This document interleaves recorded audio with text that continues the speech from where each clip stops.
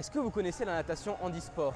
Si ce n'est pas le cas, je vous emmène ici avec moi à la compétition interrégionale à Saint-Étienne où des handicaps physiques, sensoriels et visuels se retrouvent pour la qualification pour les championnats de France. En 2025, la Fédération française handisport comptait 35 000 licenciés. Parmi eux, la paranatation est la discipline reine, représentant à elle seule 18% des athlètes selon un rapport de l'INJEP. Je me suis alors demandé qu'est-ce qui pousse ces nageurs à plonger dans le grand bain de la natation handisport.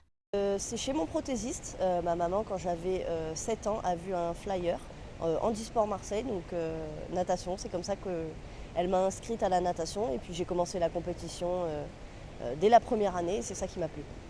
J'ai découvert la natation à la suite d'une opération.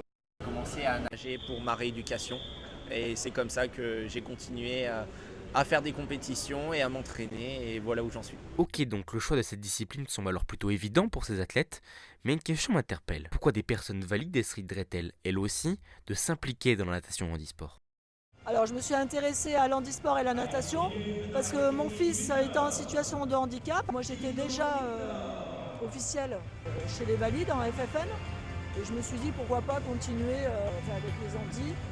Et donc voilà, donc je suis officielle depuis en FFH depuis 2015. Je m'appelle Michael Daguet, je m'occupais du groupe valide à Bron et j'avais en inclusion 2 nageurs. Ça s'est passé de manière naturelle, c'est-à-dire que je me suis intéressé à leur projet handi, petit à petit fait les interrégions, les France. Comme il y a eu des bons résultats, je me suis petit à petit intégré à l'équipe de France et je continue sur cette lancée-là. Mais alors que la compétition bat son plein, un paradoxe frappe souvent le public lors de la première observation. Un nageur qui touche le mur en premier n'est pas forcément celui qui monte sur la plus haute marche du podium. Pour comprendre ce casse-tête, il faut se plonger dans le système des différentes catégories de handicap.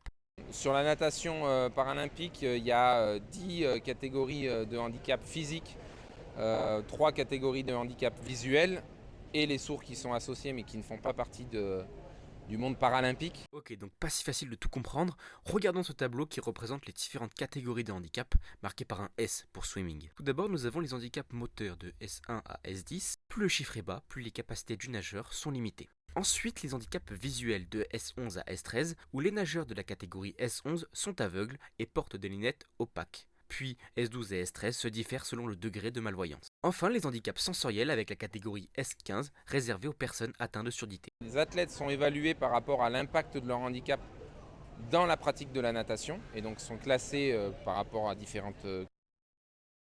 Ensuite, les temps qu'ils réalisent sont convertis en points par rapport à la catégorie de handicap dans laquelle ils sont. Au-delà du calcul des catégories de handicap, je me suis alors demandé qu'est-ce qui pousse ces nageurs à repousser leurs limites au quotidien. La sensation de légèreté dans l'eau, de liberté, d'oublier un peu son handicap, d'être en apesanteur et d'être libre de toute contrainte, tout fauteuil et aussi mon instinct de compétiteur qui me pousse à toujours vouloir progresser de plus en plus et à continuer à m'entraîner. Alors aujourd'hui je continue à nager justement pour les compétitions parce que je me fixe des objectifs et c'est ça qui me donne envie d'aller à l'entraînement pour progresser au quotidien et saison par saison. Il est dimanche midi, la compétition touche à sa fin. Les organisateurs et le staff sont en train de ranger le matériel.